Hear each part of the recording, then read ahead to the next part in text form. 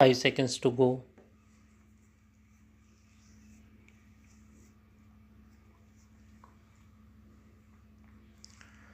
Start.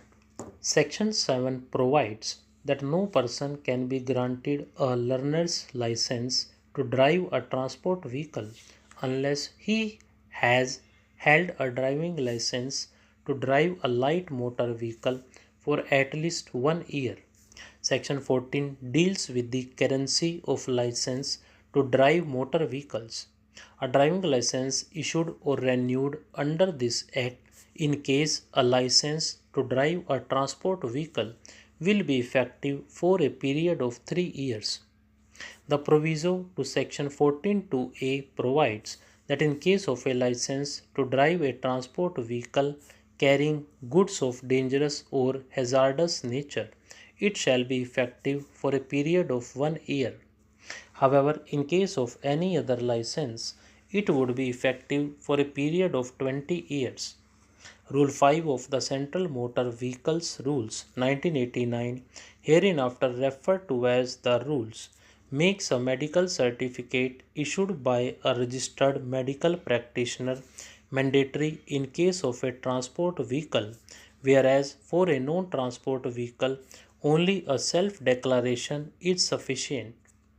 Rule 31 specifically sub-rules 2, 3 and 4 provide for a difference in the syllabus and duration of training between transport and non-transport vehicles.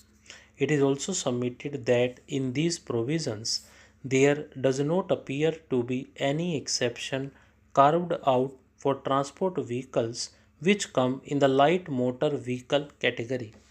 Being a two-judge bench, the court deemed it appropriate to refer the prayer itself for reconsideration of the ratio in Mukund Devgan 2017 to a larger bench of 3 judges. Subsequently, a three-judge bench of Justice U. Lalit, Justice S. Ravindra Bhatt, and Justice P. S. Narasimha on 8 March 2022 noted that the referral order rightly observed that certain provisions of the MV Act and MV rules were not noticed in Mukund Devgan 2017. The three-judge bench flagged certain additional provisions that were not noticed in Mukund Devgan 2017.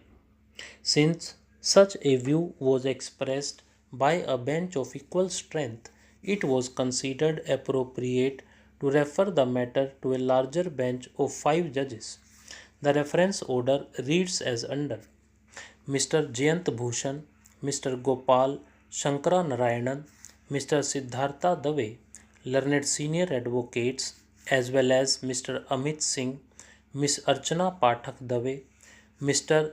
Kostub Shukla, Ms. Minakshi Midha, and Mr. Rajesh Kumar Gupta, learned advocates appearing for insurance companies, have invited our attention to few other provisions, namely the second proviso to section 15 and sections 180 and 180 of the Motor Vehicles Act 1988, apart from those mentioned in the referral order. It is submitted that though Section 3 was quoted in the decision in Mukund Devgan Supra, the later part of Section 3 and the effect thereof was not noticed by the court. The later part of said Section 3 stipulates that no person shall so derive a transport vehicle other than the motor cab or motorcycle hired for his own use or rented under any scheme made under subsection 2 of section 75 unless his driving license specifically entitles him to do so. It is thus submitted that the provisions contemplate different regimes for those having license to drive light motor vehicles as against those licensed to drive transport vehicles. Having bestowed our attention to the contentions raised by the learned counsel and the issues which fall for consideration in our view, the referral order was right in stating that certain provisions were not noticed by this court in its decision in Mukund Devgan Supra. we are prima facie of the view that in terms of the referral order, the controversy in question needs to be revisited.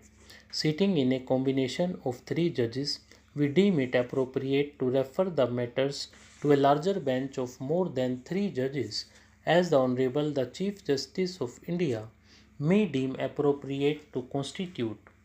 For the benefit of the claimants, the reference order also pertinently notes that before we part, we must note that all the learned counsel appearing for the insurance companies have fairly submitted that the compensation in terms of the directions issued by the courts below, that is to say, in following the principles laid down in Mukund Devgan Supra, has either been paid in full or shall be paid in terms of such directions. Their statements are recorded. Thus, the correctness of Mukund Devgan 2017 is to be evaluated during this reference. At this juncture, we may note that during the final stage of hearing before this court on 20th July 2023, it was brought to our notice that the Union government had accepted the decision in Mukund Devgan 2017 by issuing notifications dated 16th April 2018 and 31st March 2021. The rules were also amended to bring them in conformity with the said judgment. Considering such compliance, we sought the assistance of the learned Attorney General Mr. R. Venkataramani and desired to elicit the specific stand of the Union government on the issue. When the matter was next heard on 13 September 2023, the following order was passed by this five-judge bench. Mr. R. Venkataramani, Attorney General for India, has appeared in response to the request of the court and submitted a written note.